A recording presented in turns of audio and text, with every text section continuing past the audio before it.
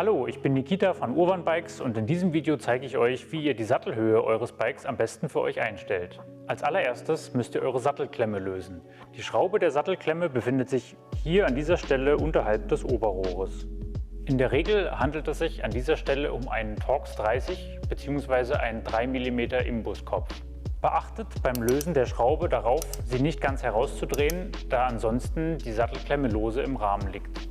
Ist die Sattelklemme so weit gelöst, dass sich der Sattel frei drehen und in seiner Höhe variieren lässt, stellen wir uns neben das Bike und ziehen den Sattel so weit heraus, dass er auf einer Höhe mit dem Hüftknochen liegt.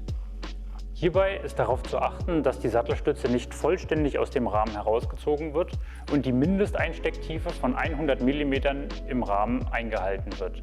Wenn die richtige Höhe gefunden wurde und der Sattel in einer Linie mit dem Oberrohr steht, kann die Sattelklemme wieder festgezogen werden.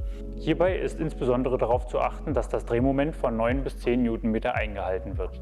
Ist die Sattelklemme nun wieder so festgezogen, dass sich der Sattel nicht verdrehen oder verschieben lässt, setzen wir uns einmal auf den Sattel drauf.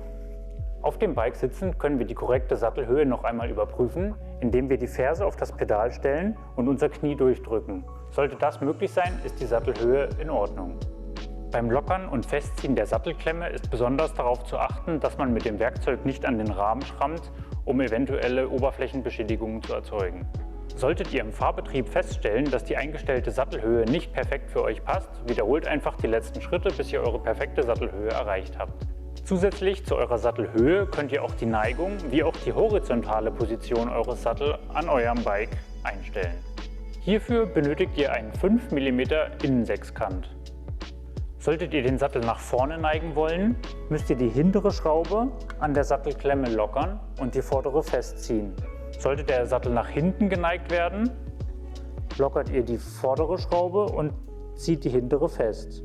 Solltet ihr den Sattel horizontal auf der Stütze verschieben wollen, müsst ihr beide Schrauben lockern, sodass sich der Sattel frei in der Klemme bewegen lässt. Achtet beim Einstellen des Sattels darauf, dass die Anschläge nicht überschritten werden und das maximale Drehmoment von 10 Newtonmetern eingehalten wird.